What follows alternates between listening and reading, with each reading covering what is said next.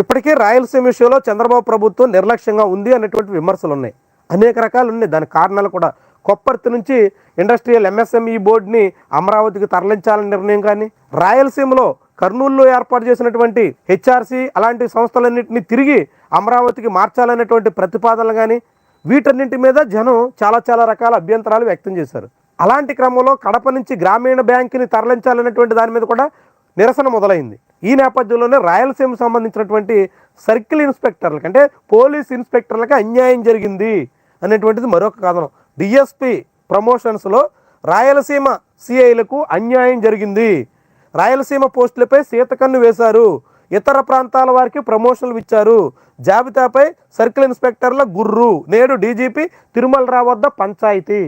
సరే, రాయలసీమ వాసులకి అన్నింటా అన్యాయమే జరుగుతుంది, అన్ని చోట్ల వాళ్ళకి సరైనటువంటి ప్రాధాన్యత దక్కట్లేదు అనేటువంటి విమర్శ ఉన్నటువంటి దశలోనే మరోసారి రాయలసీమ సంబంధించినటువంటి పోలీస్ ఇన్స్పెక్టర్ల ప్రమోషన్ల విషయంలో కూడా అక్రమాలు జరిగాయి, అన్యాయం జరిగింది, నిబంధనలు ఉల్లంఘించారు, 1996వ బ్యాచ్కు మొండి చేయి చూపించేసి రాయలసీమలో 1996 బ్యాచ్ సీనియర్లు వాళ్ళని పక్కన పెట్టేసి 2003వ బ్యాచ్ గుంటూరు ఈ రీజియన్లో ఉన్నటువంటి 2003వ బ్యాచ్ వాళ్ళకి ప్రమోషన్లు ఇచ్చారంట. ఏమనాలి దీన్ని?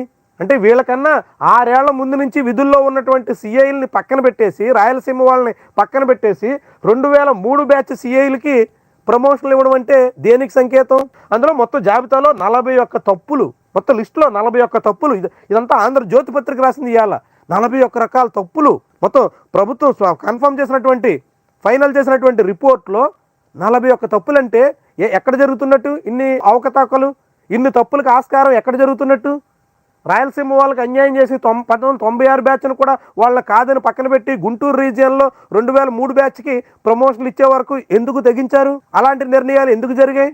ఎక్కడ జరిగాయి? ఎవరు దీనికి బాధ్యులు? చాలా కీలకమైనటువంటి అంశం. ఎందుకంటే రాయలసీమ వాసులకు అన్యాయం జరుగుతోంది, రాయలసీమ వాసులకి ప్రాధాన్యత ఉండట్లేదు, రాయలసీమ నుంచి పరిశ్రమలు, న్యాయశాఖ కార్యాలయాలు, చివరికి గ్రామీణ బ్యాంకు అన్నీ అమరావతికి తరలించే ప్రయత్నం చేస్తున్నారు అంటూ విమర్శలు వచ్చినటువంటి వేళలో పోలీస్ శాఖలో అధికారుల ప్రమోషన్ల విషయంలో ఇలాంటి వ్యవహారం ఈ రీతిలో అడ్డగోలుగా వ్యవహరించేటువంటి పరిస్థితి వచ్చిందంటే ఎంత పరిస్థితి ఏ రీతిలో ఉందో మనం ఆలోచించాల్సినటువంటి అవసరం ఉంది. మరి దీని మీద ఇప్పుడు డీజీపీ ఆఫీస్లో ఈరోజు పంచాయతీ ఉందని ఈ పత్రిక రాసింది. మరి అక్కడ ఏమన్నా సరిదిద్దుతారా? రాయలసీమ వాసులకి న్యాయం చేసేదానికి నిర్ణయం తీసుకుంటారా? సమస్యని పూర్తిగా పరిష్కరించి ఎటువంటి సమస్య రాకుండా చూస్తారా? చూద్దాం మరి ఏం జరుగుతుందో.